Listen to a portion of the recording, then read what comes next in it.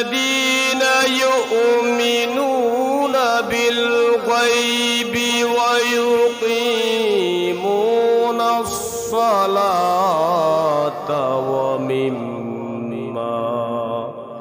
ومما رزقناهم ينفقون আল্লাহ পাক রব্বুল আলামিন বলছেন মুত্তাকি কারা শোনো আল্লাযীনা ইউকিমুনাস সালাতা ওয়া মিম্মা রাযাকনাহুম ইউনফিকুন আল্লাহ তাআলা বলছেন আল্লাযীনা ইউমিনুনা বিল গায়ব যারা গায়বের প্রতি বিশ্বাস স্থাপন করে আল্লাহ তাআলা আমাদের দৃশ্যমান নয় আল্লাহ তাআলাকে আমরা কেউ দেখি না কি আল্লাহকে দেখি কেউ আল্লাহকে দেখি না জান্নাত দেখি না জাহান্নাম দেখি না ফেরেশতা দেখি না এই সমস্ত না দেখা বস্তু গায়েব এটাকে যারা বিশ্বাস করে গায়েবের প্রতি বিশ্বাস স্থাপন করে ওয়ায়ুকিমুনাস সালাত আর নামাজ কায়েম করে ওয়া মিম্মা রাযাকনাহুম ইউনফিকুন আর আমি আল্লাহ তাআলা তাদেরকে যে জীবিকা দান করেছি রিজিক দান করেছি সেই রিজিক থেকে আল্লাহ তাআলার রাস্তায় ব্যয় করে এই তিনটা গুণ যাদের মধ্যে আছে তারাই হচ্ছে মুত্তাকি সুবহানাল্লাহ তিনটা গুণ কি ইউমিনুনা বিল গায়ব গায়বের প্রতি বিশ্বাস স্থাপন করে না দেখে আমরা আল্লাহ তাআলাকে বিশ্বাস করি না দেখে আমরা রাসূলকে বিশ্বাস করি না দেখে আমরা ফেরেশতা বিশ্বাস করি না দেখে আমরা জান্নাত বিশ্বাস করি না দেখে আমরা জাহান্নাম বিশ্বাস করি এরকম না দেখে বিশ্বাস স্থাপন করা গায়েবের প্রতি ঈমান আনা দুই নাম্বার হচ্ছে ওয়ায়ুকিমুনাস সালাহ নামাজ কায়েম করে এরপরে তিন নাম্বার হচ্ছে ওয়া মিম্মা রাযাকনাহুম ইউনফিকুন আমি আল্লাহ তাআলা যে রিজিক দান করেছি তাদেরকে ওই রিজিক থেকে তারা আল্লাহ তাআলার রাস্তায় ব্যয় করে এই গুণগুলো যাদের মধ্যে আছে তারাই হচ্ছে মুত্তাকি সুবহানাল্লাহ সুবহানাল্লাহ ভাইরা আমার বন্ধুরা আমার সমস্ত নেক আমল তিনটি মৌলিক বিষয়ের সাথে সম্পর্কিত এক নাম্বার হচ্ছে অন্তর যে অন্তর দিয়ে আমরা বিশ্বাস স্থাপন করি যে আল্লাহ এক ফেরেশতা আছে দুজক আছে জান্নাত আছে জাহান্নাম আছে দুই নাম্বার হচ্ছে দেহ আমরা যদি নামাজ আদায় করি তাইলে দেহর দরকার আছে না নাই হ্যাঁ দেহর দরকার আছে না ওয়া মিম্মা রাযাকনাহুম ইউনফিকুন ধন সম্পদ না থাকলে দান করা যায় না আমরা যারা দান সদকা করি ধন সম্পদ আমাদের আছে বিদায় দান করি আয়াতের মধ্যে তিনটি বিষয়ের প্রতি আল্লাহ তাআলা ইঙ্গিত করেছেন তিনটি নেক আমলের কথা আল্লাহ তাআলা পরিপূর্ণ আয়াতের মধ্যে বলে দিয়েছেন আল্লাহ বলছেন নামাজি শুধু মুত্তাকি তাই নয় নামাজি হচ্ছে প্রকৃত মুমিন এজন্য যে নামাজ পড়ে না আর যে নামাজ পড়ে দুইজনের মর্যাদা কি কখনো এক হয় কখনো এক হয় কখনো এক হইবে না আল্লাহ তাআলা বলছেন যারা নামাজ আদায় করে যারা নামাজ কায়েম করে তারা হচ্ছে প্রকৃত মুত্তাকি আল্লাহ রাব্বুল আলামিন বলেছেন আল্লাযীনা ইউকিমুনাস সালাতা ওয়া মিম্মা রাযাকনাহুম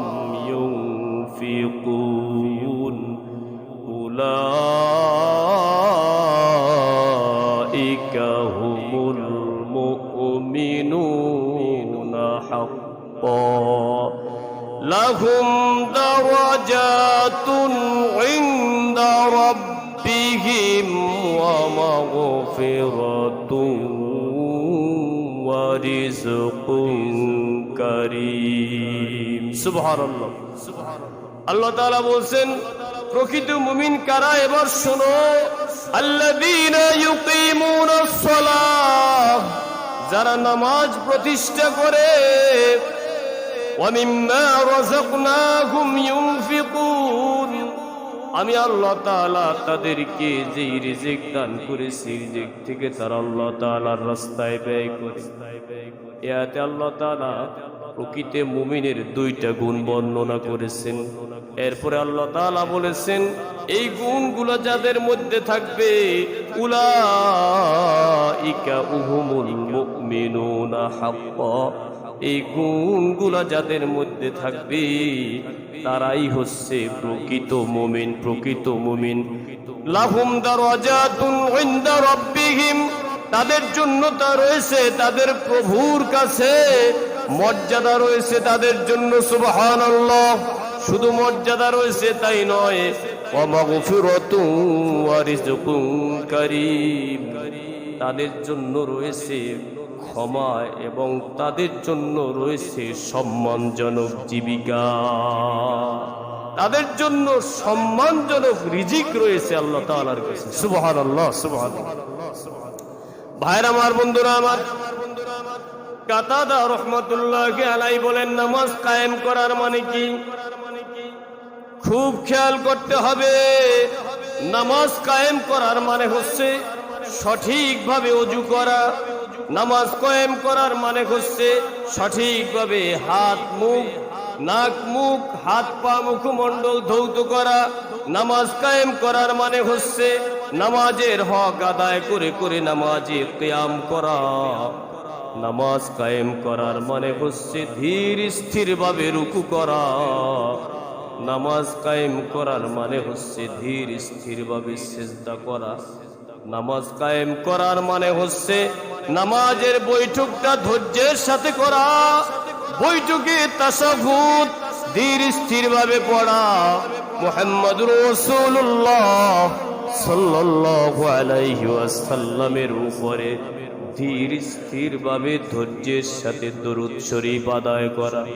আমরা তো নামাজ পড়ি, ওযুটাও সঠিকভাবে অনেকের হয় না, ঠিক কিনা?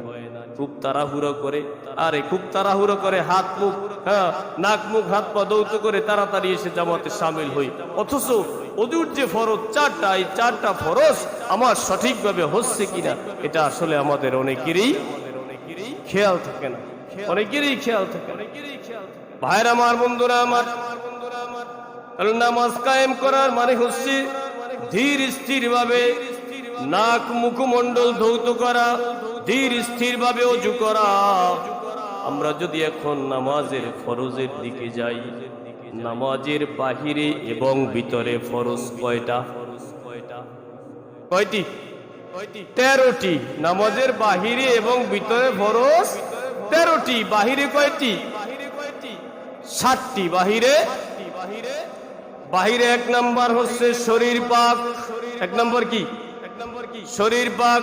এই শরীর পাকের অর্থ আমরা বুঝি যে শরীরে যদি নাজাসাত ময়লা লেগে যায় এটা ধুয়ে পবিত্রতা অর্জন করলেই বুঝি শরীরটা পাক হয়ে যায়। না না না, আপনার শরীরের রক্তের সাথে যদি ময়লা লেগে থাকে, ওই রক্ত যতদিন পাক না হবে ততদিন শরীর পাক হবে।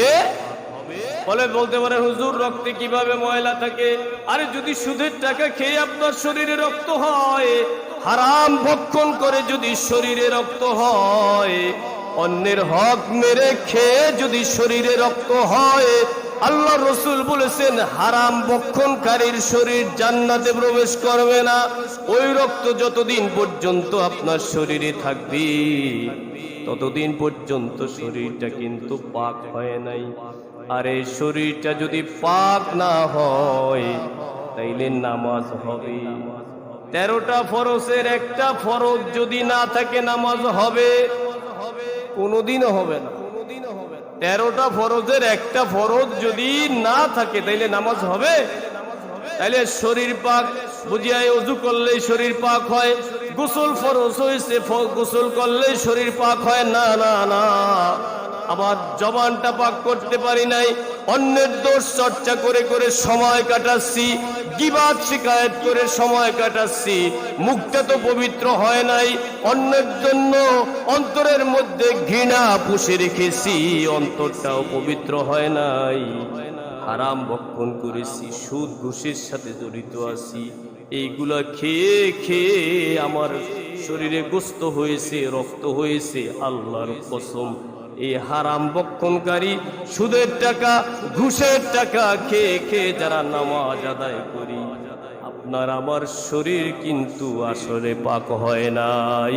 আর শরীর যদি পাক না হয়, ওই শরীর দিয়া নামাজ আদায় করলে নামাজ হবে। কথা ক্লিয়ার? এরপর শরীর পাক, এরপরে আসেন কাপড় পাক। কাপড় পাক বলতে পারেন যে সাবান দিয়ে ধুয়ে ফেললে কাপড়টা পাক হয় না। না, এই জামাটায় যদি 1 টাকা হারাম থাকে, আছে না অনেকের, থাকে না, এই জামাটায় যদি 1 টাকা হারাম থাকে, এই জামাটা পাক হয় নাই। সাবান দিয়ে যদি কিয়ামত পর্যন্ত ধৌত করেন, ওই জামাটা কিন্তু আসলে পাক হবে। এজন্য এই বিষয়গুলো খেয়াল করা চাই। এই শরীরটা পাক করে, পোশাক পাক করে, সব ফরজিয়াত গুলা আদায় করে যদি বান্দা নামাজ আদায় করতে পারি, আল্লাহ তাআলা তাদেরকে বলেছেন উলাইকা হুমুল মুমিনুনা হাক্কা, এই সমস্ত বান্দা বান্দিরাই হচ্ছে প্রকৃত মুমিন। সুবহানাল্লাহ, সুবহানাল্লাহ। এরপর আল্লাহ তাআলা বলছেন লাহুম দারাজাতুন ইনদা রাব্বিহিম, জান্নাতে তাদের বড় বড় পদ থাকবে। হাদিস শরীফের মধ্যে রাসূল বলেছেন, জান্নাতীরা উপরের জান্নাতীদেরকে এমন ভাবে দেখতে পাবে যেমন তোমরা জমিনে বসে আসমানের তারকাগুলো দেখতে পাও। সুবহানাল্লাহ, সুবহানাল্লাহ। এজন্য ভাইয়েরা আমার, বন্ধুরা আমার, জান্নাতের মধ্যে তারা বড় বড় পদ লাভ করবে। আল্লাহ রাসূল বলছেন, আমার সাহাবী আবু বকর এবং ওমর তারাও সেই মর্যাদা লাভ করবে। তারা জান্নাতে বড় বড় মর্যাদা লাভ করবে, জান্নাতের উচ্চ আসনে তারা সমাসীন থাকবে। এরপর আল্লাহ তাআলা বলছেন, তারা যে শুধু বড় বড় পদ লাভ করবে তাই নয়, ওয়া মাগফিরাতুন ওয়া রিজকুন কারীম, তাদের জন্য রয়েছে ক্ষমা এবং সম্মানজনক জীবিকা, সম্মানজনক রিজিক। তার মানে বান্দা যদি নামাজের হকগুলা সঠিকভাবে আদায় করে করে নামাজ আদায় করতে পারে, বাহিরে এবং ভিতরে 13টি ফরজ যদি বান্দা আদায় করে নামাজ আদায় করতে পারে, তাহলে ওই বান্দাকে আল্লাহ তাআলা সম্মানজনক জীবিকা, রিজিক দান করেন। সুবহানাল্লাহ, সুবহানাল্লাহ। ভাইরা আমার, বন্ধুরা আমার, নামাজের মধ্যে রুকুটা সঠিকভাবে হওয়া চাই, নামাজের মধ্যে সিজদাটা সঠিকভাবে হওয়া চাই। অনেক আমরা রুকু করি খুব তাড়াহুড়ো করে, সুবহান রাব্বিয়াল আলা, অর্থাৎ 3 বার সুবহান রাব্বিয়াল আযীম, রুকুতে গিয়ে 3 বার সুবহান রাব্বিয়াল আযীম। কয়বার? কমপক্ষে 3 বার বলবো। কমপক্ষে কয়বার? কিন্তু এই 3 বার বলার সময় যদি আমি রুকুতে না দেই, তাইলে আমার রুকু হবে, রুকু থেকে সোজা হয়ে দাঁড়িয়ে কমপক্ষে 1 তাসবিহ পরিমাণ সোজা হয়ে থাকতে হবে। ওখানে আল্লাহর রাসূল একটা দোয়া পড়তেন, হামদান কাসীরান তাইয়িবান মুবারাকান ফীহি। রাসূল জামাতের সাথে নামাজ আদায় করতেছেন, একজন সাহাবী এই তাসবিহগুলা পড়তেছে, হামদান কাসীরান তাইয়িবান মুবারাকান ফীহি। রাসূলের কানে আওয়াজ চলে গেছে, সালাম ফিরে রাসূল বলছেন, এই তোমাদের মধ্যে কে আজকে রুকু থেকে সোজা হয়ে বাড়তি তাসবিহগুলা পড়লা? ভয়ে কোনো সাহাবী কথা বলে না, না জানি কোন ভুল হয়ে গেছে। আল্লাহ রাসূল বলেন, নির্ভয়ে বলো, কোনো সমস্যা নাই। সাহাবী বলছে, ইয়া রাসূলুল্লাহ, আমি এই তাসবিহগুলা পাঠ করতেছি, আল্লাহ নবী তখন বলেছেন, আমার সাহাবী, আমি নবী, তোমরা নবী না। আমি যা দেখি তোমরা তা দেখো না।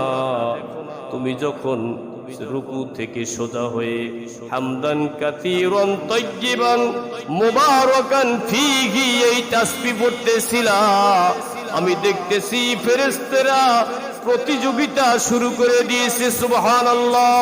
কিসের প্রতিযোগিতা?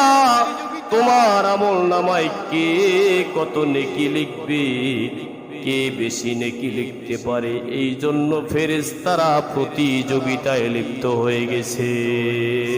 সুবহানাল্লাহ, সুবহানাল্লাহ। এরপরে রুকু সিজদায় যাব, সিজদায় গিয়ে সুবহানা রাব্বিয়াল আ'লা কমপক্ষে কয়বার? 3 বার। সিজদা থেকে সোজা হয়ে বসে একটা দোয়া রাসূল পড়ছেন, অর্থাৎ 2 সিজদার মাঝখানে, আল্লাহুম্মা গফিরলি ওয়ারহামনি ওয়াহদিনি ওয়াআফিনি ওয়ারযুকনি। সুবহানাল্লাহ। সুন্দর দোয়া, সুন্দর দোয়া রাসূল বলছেন, আল্লাহুম্মা গফিরলি, আল্লাহ তুমি আমায় মাফ করে দাও, ওয়ারহামনি আমার উপর রহমত বর্ষণ করো, ওয়াহদিনি আমাকে তুমি হেদায়াত দান করো, ওয়াআফিনি আমাকে সুস্থতা দান করো, সুখে রাখো, ওয়ারযুকনি আমাকে তুমি রিজিক দান করো। সুবহানাল্লাহ, সুবহানাল্লাহ। তাহলে নামাজের